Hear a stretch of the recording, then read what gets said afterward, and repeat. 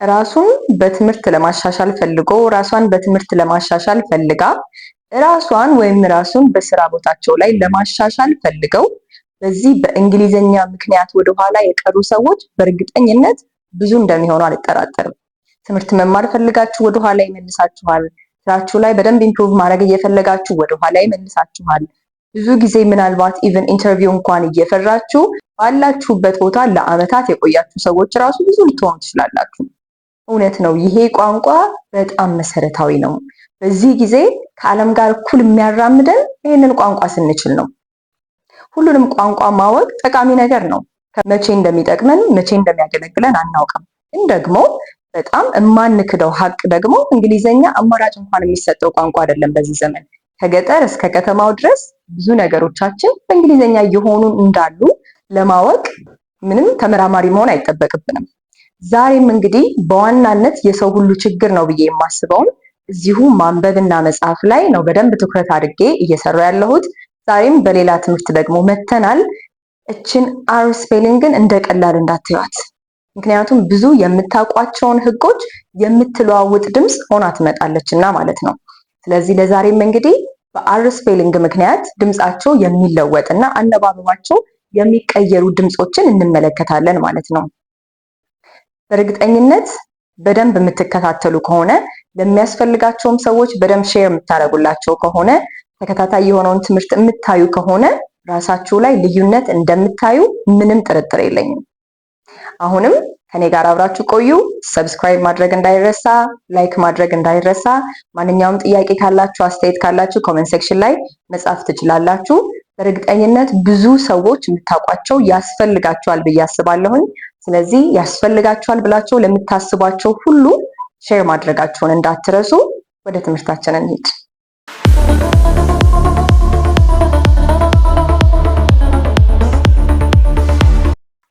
እንዳልኳችሁ ይቺ አር ስፔሊንግ ቀላል የሆነ ጥቅም አይደለም ያላት፣ ወይም ቀላል የሆነ ለውጥ አይደለም የምታመጣው። እቺ አር ስፔሊንግ ከብዙ ፊደሎች ጋር ስትመጣ፣ በተለይ ደግሞ ያው ከቫውል ሌተሮች ጋር ማለት ነው፣ ወይም ደግሞ አንዳንድ ጊዜ ከቫውል ቲም ጋር ስትመጣ ድምፃቸውን የምትቀይርበት አጋጣሚ አለ። ስለዚህ እንደዚህ ነው የሚነበበው የተባላችሁትን ነገር በሷ መኖር ምክንያት ደግሞ ድምፁ ተለውጦ ታገኙታላችሁ ማለት ነው። እንግዲህ ለዛሬ ወደ 6 የሚሆኑ አር በመኖሯ ምክንያት የሚለወጡ ድምፆችን እንመለከታለን። ከመጀመሪያዋ እንጀምር። በአር ምክንያት ድምጿ ሊለወጥ የሚችል ቫውል ሌተር ኤ ናት። በእርግጥ የተለየ ድምፅ ታመጣለች ማለት አይደለም፣ ግን ከሷ ጋር ስታገኟት በፊት የተማራችሁትን እንደዚህ ነው የሚነበበው የተባላችሁትን ህግ ልታስቀይር ትችላለች ማለት ነው። ለምሳሌ ኤ አር አንድ ላይ የሚመጡ ከሆነ ምንጊዜም ቢሆን ሳውንዳቸው አር ሆኖ ይነበባል ማለት ነው። እዚች ላይ ትንሽ ግርታ የሚፈጠርባቸው ሰዎች ምንድነው? እችን ቃል ተመልክቷት። ይህን ቃል አብዛኞቻችን እናውቀዋለን ብዬ አስባለሁኝ። በጣም ኮመን የሆነ ሳይት ወርድ ስለሆነ አር ብለን እናነበዋለን።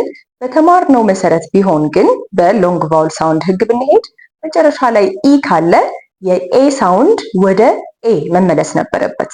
ነገር ግን ከአር ጋር በመምጣቱ ምክንያት አር እንደሆነ ይቀራል ማለት ነው። ብዙ ከነዚህ ጋር የምናገኛቸው ካር፣ ባር፣ እነዚህ ምንም ቢሆን በኤአር የሚያልቁ ከሆነ ሳውንዳቸው አር ሆኖ የሚነበቡ ናቸው ማለት ነው። ረዘም ካለ ቃል ውስጥ ለምሳሌ ስኮላር፣ ስኮላር፣ ሬክታንጉላር፣ በእነዚህ ቃሎች ሁሉ ላይ መጨረሻ ላይ የምናገኛት ኤአር አር ብቻ ሆና ትነበባለች ማለት ነው። ይሄ በጣም ምናልባት ቀለል ያለ ሊሆን ይችላል እና አር አብረው ሲመጡ ድምጿን ብዙም ስለማትለቅ ማለት ነው። ወደ ሁለተኛዋ ድምፅ በአር ምክንያት ወደምትለወጠው ደግሞ እንሂድ። በሁለተኛነት የምናገኛት ኢን እና አር ነው።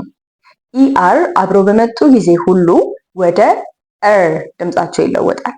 ስለዚህ ኢ አርን አብራችሁ ስታገኙ በመሀልም ልታገኙ ትችላላችሁ፣ መጨረሻም ላይ ልታገኙ ትችላላችሁ። በዚህ ጊዜ እር ሆኖ ይነበባል ማለት ነው ድምፁ። ለምሳሌ ቨርብ፣ ቨርብ ስትሉ በመሃል ያለችው ኢና አር የእር ድምፅ አላቸው ማለት ነው። በቀጣይ ደግሞ እንመልከት።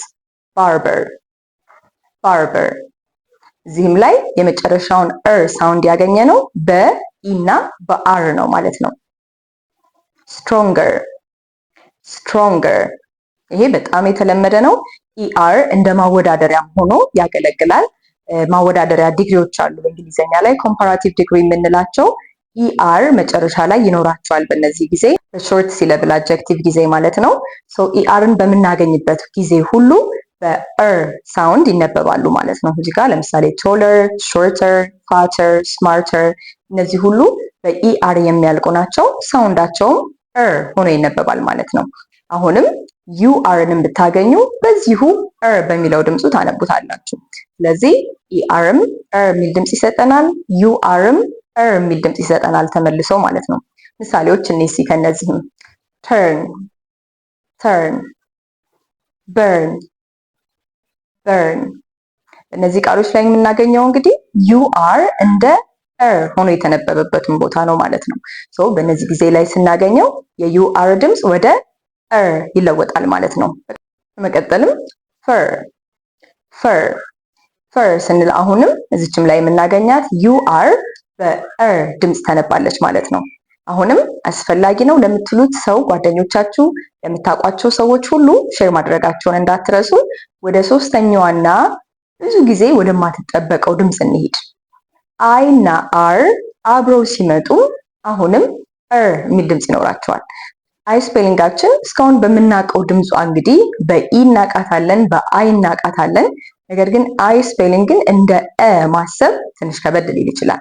ግን ከአር ጋር ስትመጣ አር ኮንትሮል ስለምታረጋት ድምጿን ወደ እ ትቀይርባታለች ማለት ነው። ስለዚህ እር ሆና ትነበባለች። በእር ድምፅ የምናገኛቸው ቃሎች ለምሳሌ ስከርት፣ ፍለርት በእነዚህ ቃሎች ላይ አይ አር እናገኛለን። ስናነባቸው ግን እር ሆነው ይነበባሉ ማለት ነው። ከዛስ ደግሞ እነዚህን ቃሎች ደግሞ እንያቸው። ፋየር፣ ታየር እዚህ ላይ ሁለት ህግ እናገኛለን ማለት ነው። የመጨረሻዋ ኢ አይን እንደ አይ እንድትነበብ ታደርጋት ነበረ። ከዛ ደግሞ አይና አር አብረው በመምጣታቸው እር የሚል ድምፅ ይፈጠራል። ስለዚህ ሁለቱን ስናገናኛቸው አ የምትለው ድምጿ ትቀመጣለች። ከአይ ይህን እንወስድና ከእ ጋር ስናደባልቃት የ አይነት ድምፅ ይሰጠናል ማለት ነው። ከዛ ር የሚለውን እንጨምራለን። ስለዚህ ፋየር ከዛም ታየር ብለን እናነባለን ማለት ነው። ስለዚህ በዚህ ጊዜ ሁለት ህጎች አንድ ላይ መጥተዋል ማለት ነው። አሁንም ይሄንኑ ድምፅ ደግሞ ማን ይሰጠናል? ኦ እና አር። ኦ እና አርም በመጣ ጊዜ አሁንም እር የሚል ድምፅ እናገኛለን። እነዚህን ምሳሌዎች እስኪ እንያቸው። ዶክተር፣ አንከር፣ ዶክተር፣ አንከር በዚህ ጊዜ እንግዲህ አሁንም መጨረሻ ላይ የምናገኘው ሌተር ኦ እና አር ናቸው። ነገር ግን ስናነባ አሁንም በእር ድምፅ እናነባቸዋለን ማለት ነው። እነዚህ እንግዲህ አር ኮንትሮልድ ይባላሉ። አር ስላለች ድምፃቸውን የሚለውጡ ቫውል ሌተሮች ማለት ነው። ከዛም ወደ ቫውል ቲም ደግሞ ስንሄድ በቫውል ቲም ጊዜ ኢ እና ኤ ከአር ጋር ስትመጣ ሁለት አይነት ሳውንዶች ይኖራታል። የመጀመሪያ የሚኖራት ሳውንድ ኢ እና ኤን ቫውል ቲም ላይ ስናየው በሁለት አይነት ድምፁ አይተነው ነበረ። በራሱ ብቻውን አር ከሌለ ማለት ነው። በኢ እና በኤ ሆኖ ሊመጣ ይችላል ብለን ነበረ። አሁንም ከአር ጋር ሲሆን በኤር ወይም ደግሞ በእር አይነት ድምፅ ሊመጣ ይችላል ማለት ነው። እስካሁን ካየናቸው ድምፆች ጋር የሚመሳሰል እር የሚል ድምፅም ሊኖረው ይችላል። ከዛም ደግሞ ኤር የሚልም አይነት ድምፅ ደግሞ ሊኖረው ይችላል። ይሄ ኢ፣ ኤ እና አር አብረው ሲመጡ ኢኤን እንደ ቫውል ቲም ወስደ ነው ከአር ጋር ስናደርጋቸው ሳውንዱን ልትቀይር ትችላለች ማለት ነው። ለምሳሌ እስኪ ኤር ሆኖ እንዴት ሊመጣ ይችላል እንየው እስኪ። ቤር፣ ቤር በዚህ ጊዜ እንግዲህ ኢኤአር አንድ ላይ ሆኖ እንዴት ነው ያነበብነው ማለት ነው? እንደ ኤር አድርገን ነው ያነበብነው ማለት ነው። በሁለተኛነት ደግሞ ቴር፣ ቴር ስለዚህ እነዚህን ቃሎች እንግዲህ ስናነባቸው ቤር እና ቴር በኢኤአር ምክንያት የኤር አይነት ድምፅ አግኝተናል ማለት ነው።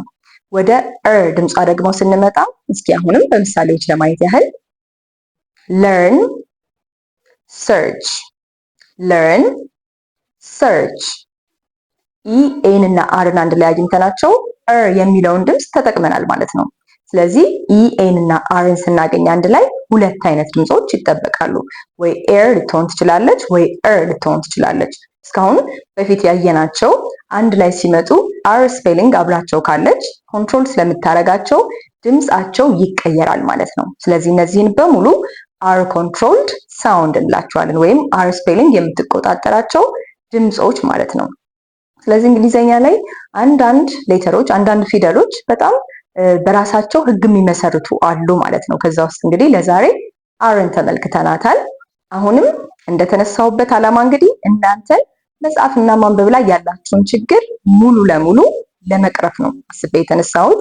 ስለዚህ በደንብ ተከታተሉ።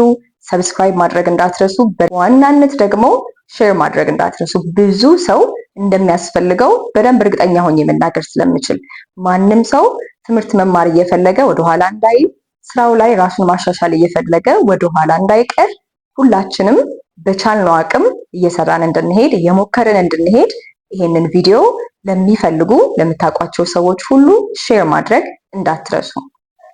በተጨማሪም ደግሞ በኦንላይን ትምህርት መውሰድ ከፈለጋችሁ እና ራሴን ማንበብና መጻፍ ላይ በደንብ አድርጌ ኢምፕሩቭ ማድረግ እፈልጋለሁ፣ ማሻሻል እፈልጋለሁ፣ እውነትም ትምህርቴን በአግባቡ መቀጠል እፈልጋለሁ፣ ስራዬ ላይ ራሴን ማሻሻል እፈልጋለሁ የምትሉ ሰዎች በምትመለከቱት ስልክ ቁጥር መደወል ትችላላችሁ።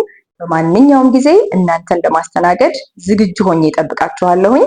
ራሳችሁን ለማሻሻል ከአሁኑም ደግሞ ጀምራችሁ መነሳት ትችላላችሁ። ረፈደ አለቀብኝ የሚባል ነገር በህይወት እስካለን ድረስ ስለሌለ ማለት ነው። በሚቀጥለው ቪዲዮ እስከማገኛችሁ ድረስ በርቱልኝ። መልካሙን ሁሉ እመኝላችኋለሁ። ሰላም ሁኑልኝ።